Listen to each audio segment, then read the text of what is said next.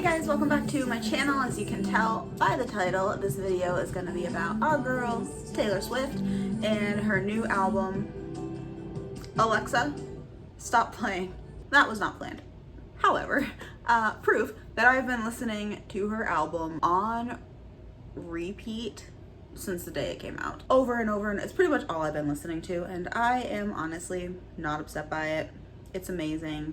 I basically just wanted to make this video. It's probably gonna be pretty short, just to talk about, I guess, my final thoughts on how I feel about Folklore now that I've listened to it like a few hundred times, because my album reaction obviously was the first time I had heard it, and my biggest mistake when I filmed that video was just filming it by listening to the songs on Amazon. I didn't have the lyrics in front of me. I had no idea she was gonna release a lyric video for every single song on the album. I don't know if she announced that on Twitter, but like I said in the comments of my album reaction, I intentionally just stopped checking Twitter when I found out it was coming out because I didn't want anything to influence my reaction. But that kind of bit me in the butt. So next time, if I ever do another album reaction, I'm definitely gonna have the lyrics in front of me if I can. And if you have not somehow already heard Taylor's album, or if you have but you've still not looked at the lyrics, I highly recommend doing it through the lyric videos.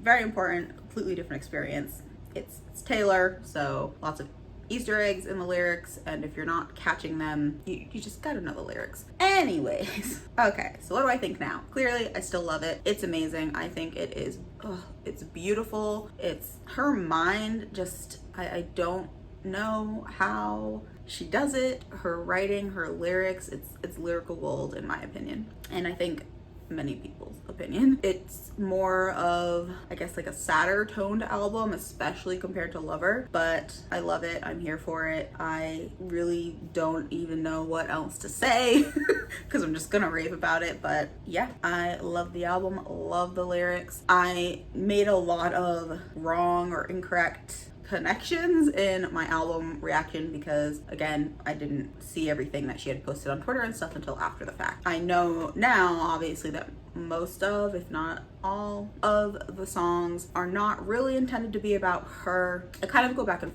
forth on this. I don't believe that none of Taylor's personal life, personal experiences, or anything like that made it onto the album. I think a lot of it did, but I think she twisted that in with stories of other people, whether they're real or fiction, and kind of sprinkled it through so that you don't know what's truth and what's reality and kind of what's intertwined and what's not. And I think she kind of touched on that in her statement, because she did say it was about blurring reality and truth, and that she did also pull from memory. And I think a lot of us, you know, like My Tears Ricochet, does anybody not think that that's about Big Machine Records and Scar Porchetta and Scooter Braun? Like, does anybody not think that? I think everybody thinks that. Love that song so much, even though I think that's what she was writing about. You can interpret it in so many ways, which is the point, especially the line where she says, I think it's like, and when you can't sleep at night, you hear my stolen lullabies. Like, that was, if you had any inkling that the song was about that whole Big Machine Records issue, that pretty much solidified it. I think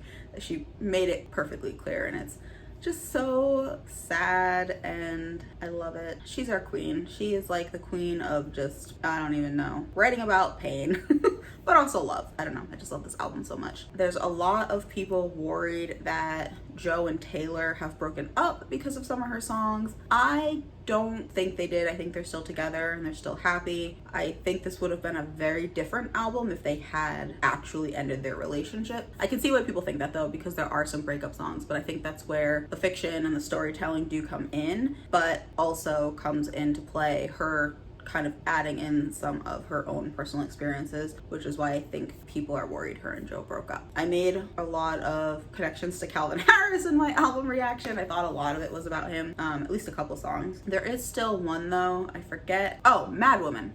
Mad Woman. I think that song, again, is storytelling, and I think overall is fictitious, but I think she still threw in some pain from the past. There's a line in there that says, the Master of Spin had a couple side flings, and the Master of Spin, like, Calvin Harris was a DJ. I feel like that was aimed at him, and I know that entire relationship was toxic on both sides. I think they both, you know, kind of addressed that, whatever, but I definitely think that was influenced by the Calvin Harris relationship. I don't know. As far as my top 3, I've seen that be a big thing of people listing their top 3 songs on the album. This is really hard because I genuinely love every song on the album. I was about to say is rare, but that's usually how it is for me in a Taylor Swift album, but oh god, my top 3. So I really love Exile so much. It's a beautiful song, beautifully written, like all of them. I really love My Tears Ricochet and Mad Woman. Those are all really sad songs, but I just love them so much. But I really love Betty and The Great American Dynasty. Oh, when I first heard it, if you watch the album reaction, I said it was a grower, I think, and that I would have to listen to it a few more times, and then that, you know, I wasn't sure how much I was gonna like it. I freaking love that song now. It's definitely more of the upbeat songs, and I love it. I have a whole new love for it now that I read the lyrics, which is what happens a lot, which is why I wish I watched the lyric videos when I was doing that album reaction. I completely missed the fact that she was talking about her Rhode Island home in The Great American Dynasty, or The Last Great American Dynasty. I have no idea how I didn't hear it. I'm surprised I didn't pick it up. I'm from Rhode Island, so I would have been wicked excited when I heard it if I had heard it, but I didn't. So yeah, love that song. I love The One. I love Cardigan. Oh, Cardigan. I love Peace so much. Like, so much. I love that song. I could say that about every song, so I should probably just stop rambling now. So yeah, that's my final thoughts on the album. Leave a comment below letting me know what your top 3 favorite songs on Folklore are. I will be posting a reaction video to the bonus song that is only on the CDs that are coming out. I ordered it, but they don't ship for like 6 to 8 weeks. So it'll be a while, but I will be reacting to it when it comes out. If you want to make sure you see that, hit subscribe. I also had somebody request that I react to Holiday by, is it Little Mix? I think.